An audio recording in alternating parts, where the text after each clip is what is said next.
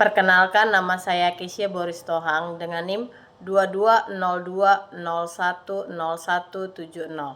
Di sini saya akan memaparkan materi kuliah mengenai etika profesi dan tata kelola korporasi. Yang pertama yaitu mengenai perilaku etis dalam akuntansi. Apa itu etika? Sumbernya dari 2 bab dari buku Dusta.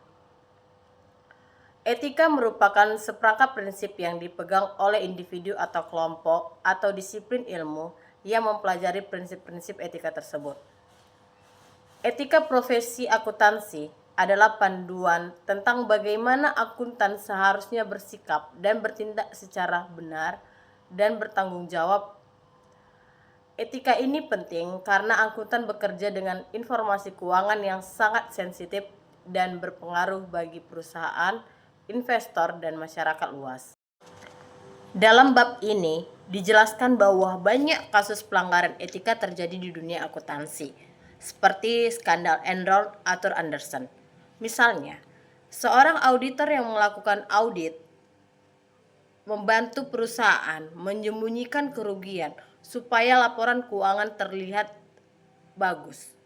Pelanggaran etika dalam kasus ini, akuntan dapat memiliki dampak yang signifikan, baik bagi perusahaan maupun perekonomian secara keseluruhan. Etika juga soal keputusan moral, apa yang benar dan salah.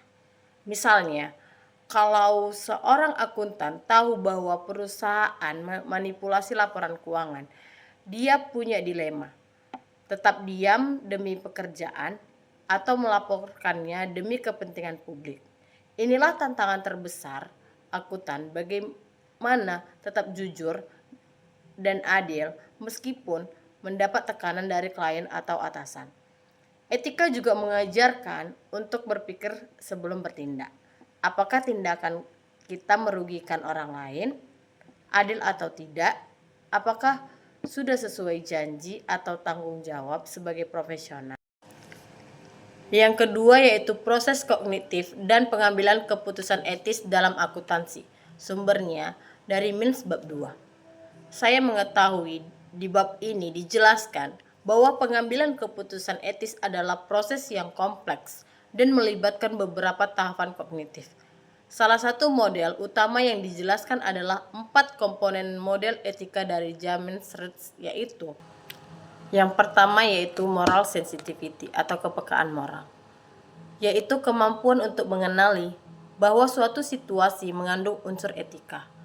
Tanpa kemampuan ini, seseorang tidak akan menyadari bahwa tindakannya bisa berdampak pada orang lain secara moral.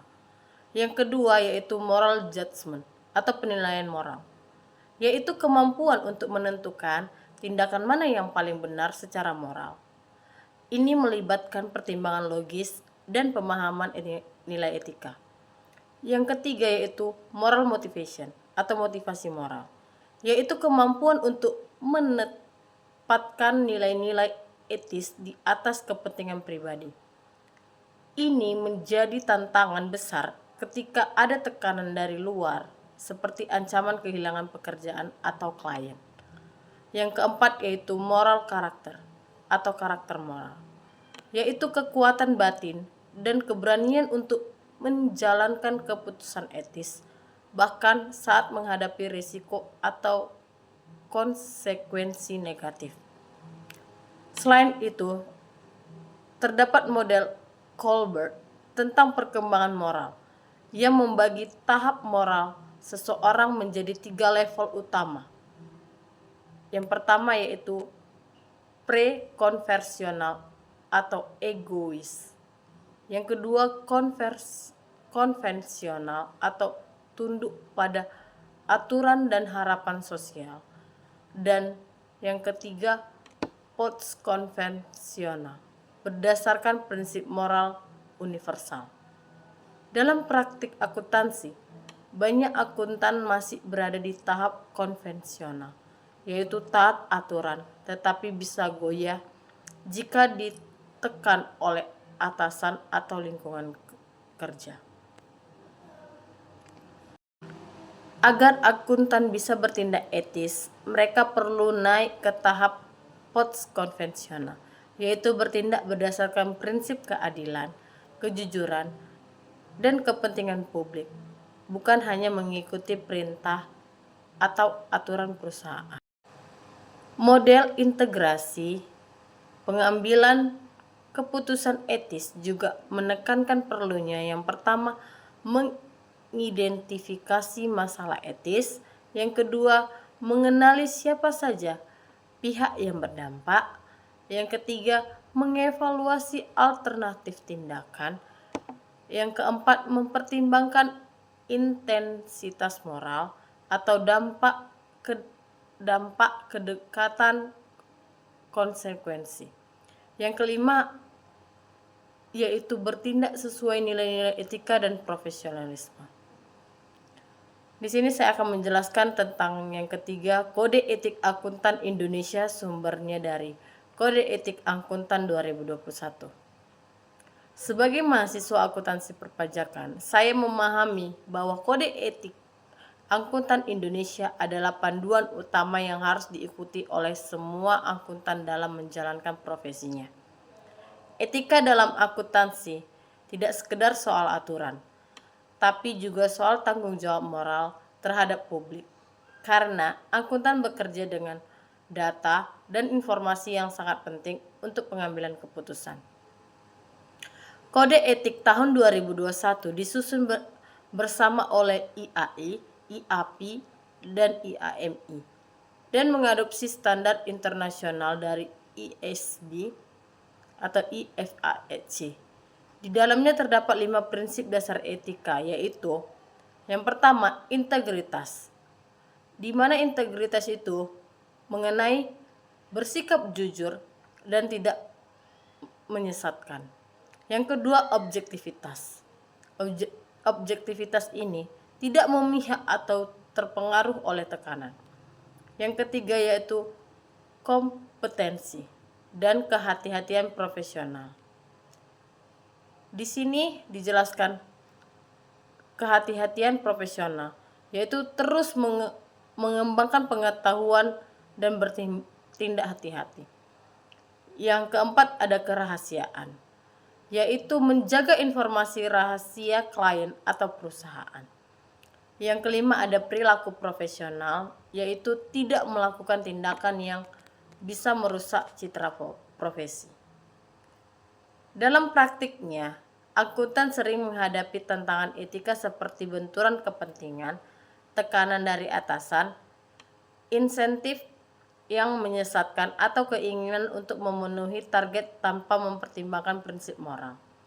Kode etik ini memberikan kerangka kerja konseptual untuk membantu akuntan mengenali dan menyelesaikan masalah etika, seperti dengan mengidentifikasi ancaman, mengevaluasi tingkat resikonya, dan mengambil langkah untuk mengatasinya.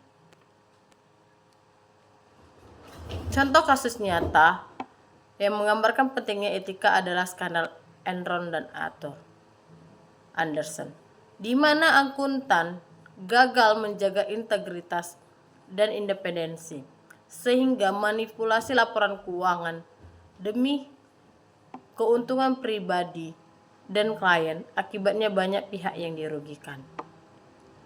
Yang keempat, yaitu mengenai etika dan pertimbangan profesional dalam akuntansi, sumbernya dari Mins bab 4. Bab ini menjelaskan bahwa penilaian profesional dipengaruhi oleh nilai-nilai pribadi, pengalaman, dan kerangka berpikir etis. Salah satu model yang dijelaskan adalah KPMG, Professional Judgment Framework, yang mencakup 5 tahap. Yang pertama, memperjelas isu dan tujuan.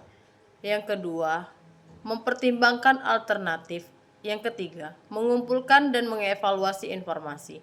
Yang keempat, menarik kesimpulan. Dan yang kelima, mendokumentasikan alasan keputusan. Model ini membantu akuntan membuat keputusan secara logis, objektif, dan terhindar dari pengaruh negatif seperti tekanan waktu atau konflik kepentingan. Namun dalam kenyataannya, Akuntan sering menghadapi ancaman terhadap independensi dan etika, seperti yang pertama yaitu ancaman peninjauan diri. Contohnya saat akuntan mengaudit hasil pekerjaannya sendiri. Yang kedua, ancaman advokasi. Contohnya ketika akuntan mempromosikan kepentingan klien. Yang ketiga, ancaman keagraban. Contohnya hubungan dekat dengan klien yang membuat penilaiannya jadi bias. Yang keempat, ancaman pengaruh yang tidak semestinya, tekanan dari klien atau atasan. Yang kelima yaitu ancaman kepentingan finansial, yaitu kepemilikan saham atau pinjaman dari klien. Yang keenam, ancaman partisipasi manajemen, yaitu jika akuntan mengambil ahli peran manajemen klien. Dari berbagai kasus nyata dihubungkan dengan skandal Enron dan WorldCom, saya belajar bahwa kegagalan menjaga etika dan independensi bisa menghancurkan perusahaan, merugikan masyarakat, dan menurunkan kepercayaan terhadap profesi akuntansi. Misalnya pada kasus Lehman Brothers, auditor gagal mempertanyakan transaksi manipulatif bernama Repo 105 dan tidak mengungkapkannya secara jujur sehingga publik tertipu oleh laporan keuangan yang tidak transparan. Yang terakhir yaitu di sini saya akan menjelaskan mengenai etika organisasi dan tata kelola perusahaan, sumbernya dari Mins bab 3. Sebagai mahasiswa akuntansi perpajakan, saya memahami bahwa etika dalam organisasi bukan hanya soal individu, tetapi sangat dipengaruhi oleh budaya organisasi, gaya kepemimpinan, dan sistem tata kelola perusahaan atau corporate governance. Etika organisasi mencerminkan nilai-nilai norma dan prinsip moral yang mempengaruhi keputusan di tempat kerja.